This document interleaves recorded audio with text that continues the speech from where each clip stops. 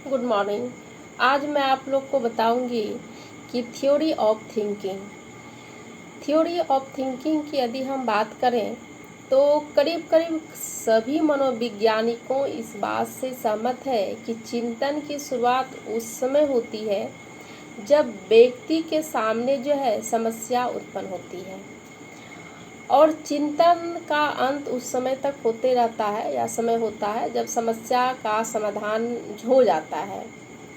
परंतु यदि हम चिंतन की पूरी प्रक्रिया को इसको मतलब कि समस्या उत्पन्न करने के लेके जो है उसका समाधान होने तक कौन कौन सी प्रक्रिया होती है तथा उसकी जो है व्याख्या कैसे की जा सकती है, इसे लेकर मनोवैज्ञानिकों का मतभेद अभी भी मतभेद है। और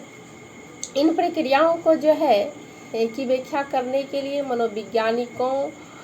ने कुछ सिद्धांत का मतलब थ्योरी का वर्णन किया, जिसका एक दो प्रमुख है। सबसे पहले है सेंट्रल थ्योरी और फिर दूसरा है इसका पेरिफेरल थ्योरी या फिर मोटर थ्योरी। मतलब सेंट्रल थ्योरी मीन्स केंद्रीय सिद्धांत। तो केंद्रीय सिद्धांत की यदि बात किया जाए तो इस सिद्धांत के अनुसार जो है चिंतन का आधार केंद्रीय तंत्रिका तंत्र या फिर मतलब कहने का मतलब है कि सेंट्रल नर्वस सिस्टम होता है। जब व्यक्ति किसी समस्या का समाधान करता है तो इसका जो है केंद्रीय तंत्रिका तंत्र में जो है विशेषकर मस्तिष्क में जो है कुछ तरह की क्रियाएं होती है और इसका जो है परिणाम यह देखा गया है कि व्यक्ति उस समस्या का समाधान कर लेता है। जब तक व्यक्ति के सामने जब तक समस्या का जो है समाधान नहीं कर पाता है तब तक मस्तिष्क में अनेक तरह की मतलब इंटरेक्शन चलती रहती है और जो है इस तरह से कहने का मतलब है कि केंद्रीय सिद्धांत में शरीर की पेशी क्रिया मतलब मोटर एक्टिविटी का जो है इसका महत्व नहीं है। दूसरे शब्दों में यदि हम कहेंगे तो चिंतन की प्रक्रिया या किसी भी समस्या के समाधान में शरीर के जैसे कि मोटर ऑर्गन्स या फिर इसका इफेक्टर द्वारा जो की गई प्रक्रिया को जो है इसका महत्व को नहीं दिया गया है। इस प्रकार जो है ओसगुड ने उन्होंने अपने अध्ययन जो है 1953 में किया और अध्ययन में यह देखा गया कि समस्या एक प्रकार का उनका कहना था कि जो है स्टिमुलस ही होता है, मतलब समस्या का एक प्रकार जो है स्टिमुलस होता है और व्यक्ति को जो है एक मतलब कि स्टिमुलेट करता है। स्टिमुलेट करने का मतलब है कि जैसे कि मान लीजिए कि संवेदी तंत्रिका तंत्र के द्वारा जो है एक तंत्रिका आवेग जो है मस्तिष्क के एक प्रत्येक खास क्षेत्र या विशेषकर जिसको हम मतलब साहचर्य क्षेत्र में पहुंचता है और उसका जो है व्यक्ति के मस्तिष्क में जो है अलग अलग मतलब विभिन्न प्रकार की जो है एक इमेज या फिर विचार जो है उत्पन्न होने लगता है, जिनके सहारे व्यक्ति की समस्या जो का समाधान कर लेता है। और इस सिद्धांत का जो है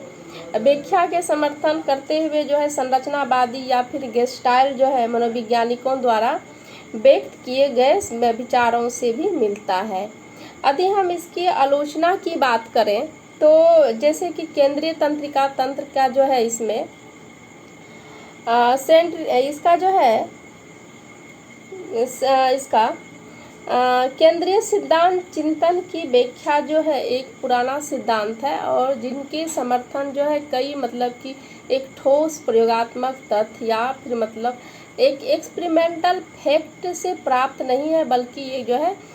मनोवैज्ञानिकों ने इस सिद्धांत का एक जैसे कि